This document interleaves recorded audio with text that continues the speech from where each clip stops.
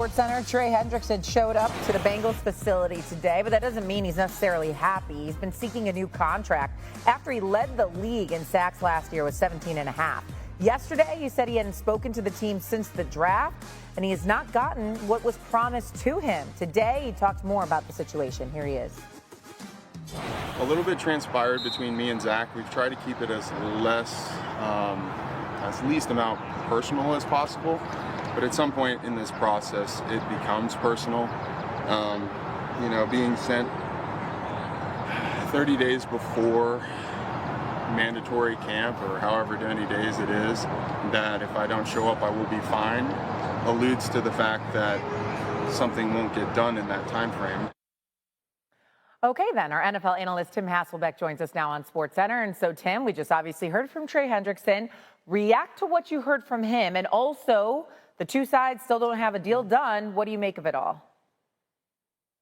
Well, he mentioned that it's personal, that yes, this is a business, but, at some point it becomes personal, and it feels like he's taking this personally, like he's hurt, that he, feels betrayed a little bit. This guy with 35 sacks the last two seasons. Like, you can make the argument at times over the last 2 years, he's been as good as any pass rusher in the entire NFL. And so looking at, going into the last year of his deal, due to make about, $15 million in base salary, he probably should be making over $30 million a year when you look at what the market is for guys that are elite edge rushers. He's just 30 years old. And so, I think when he looks at all of that, he's probably saying, well, Cincinnati, wait a minute. Like, what have I not done to at least be able to have this conversation to figure if we can work something out, rather than you guys just saying, nope, we're not going to get anything done. And by the way, we're going to fine you if you don't show up for the mandatory minicamp. And so I understand how, Trey Hendrickson could feel hurt and betrayed, especially with the type of, member he's been for that organization since joining it after coming over from the Saints. What's wild about this situation, too? Breaking news in the NFL, Cincinnati Bengals defensive end Trey Hendrickson is not happy with the way that contract talks are going, and he is not shy about saying so. Today, he told reporters that he will not play next season under his current deal, which is set to pay him a little over $16 million. He also said that the stalled negotiations with the team have gotten, quote, personal. Hendrickson was named first-team All-Pro this past season for the first time in his career when he led the league with 17.5 sacks. Let's welcome in our own Lige Douzable for more on this. So, Lige, do you see a way for the Bengals to salvage this relationship they have with Hendrickson?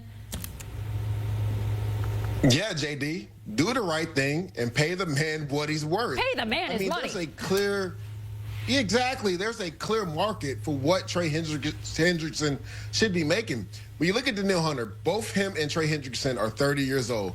The Houston Texans did a really good job making sure that Danielle Hunter wasn't going into the last year of his deal being paid underwhelmingly. They gave him a $35.6 million extension for 1 year because that's what the market is for the top rushers. JD, you talked about it. Trey Hendrickson, you see it right there. 17.5 sacks last season. 2023, 17.5 sacks. There is nobody in the NFL over the last 2 years, JD, that has more sacks than that guy on our screen right now. Matter of fact, he has 5 more sacks than the guy that's in second place behind him, who is TJ Watt. So when you look at what Trey Hendrickson has done, there's a clear-cut market for what he should be making in the NFL.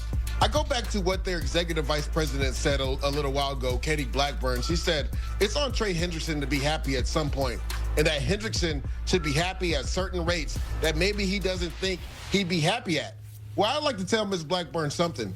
The market is the market. What rates are you talking about? We just talked about Danielle Hunter making $35.6 million. They're the same age, and yet Trey Hendrickson has outpaced them when it comes to affecting and getting after the quarterback.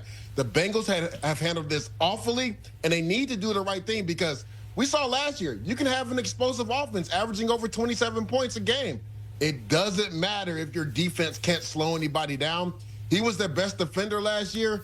You best believe they need him if they plan on going to the playoffs this year. So how do you realistically see this playing out? What do you think is going to actually happen? I think eventually the Bengals and Trey Hendrickson will meet somewhere in the middle. Honestly, this could end up being a scenario where if they feel like the number's too high, maybe they trade him away for like a 5th or 6th round draft pick and that new team extends him. But if you're the Bengals, right, you re-signed your top 2 receivers. Joe Burrow is under contract. You have admirations to go to the playoffs and go further in the playoffs. Let's not forget, in 2021, they went to the Super Bowl. In 2022, they went to the AFC Championship game. They're trying to get back to where they were at, and they need Trey Hendrickson to do this. So I know the Bengals brass would love to get a deal worked out, but again, the market is already set on what Trey Hendrickson should make. I don't understand why the Bengals continue to drag their feet. They did the same thing with T. Higgins and Jamar Chase. It cost them a lot more money. Now they're doing the same thing with their best defensive star in Trey Hendrickson.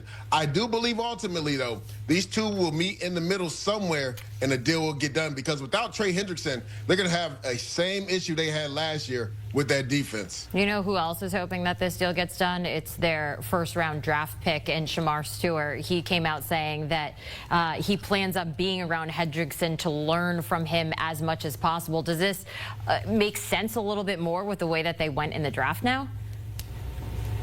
And JD, this is why I'm scratching my head, because they went with Shamar Stewart, who I love, but is the biggest boom or bust prospect in this draft. So you're asking a lot for a guy that didn't really have production in college. I believe only 4.5 sacks in 4 years at Texas A&M, but has out of this world traits. You're asking a lot of him, if Trey Hendrickson isn't there, to come in and be the guy from day one to affect the quarterback.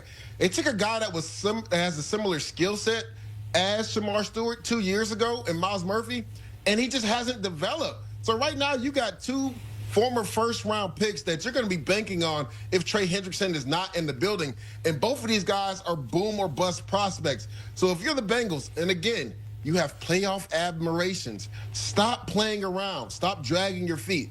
The market has been set. Pay Trey Hendrickson his money because he deserves it. And if they don't, say this just does not work out, what are some potential landing spots? Where do you like him when it comes to other teams in the league?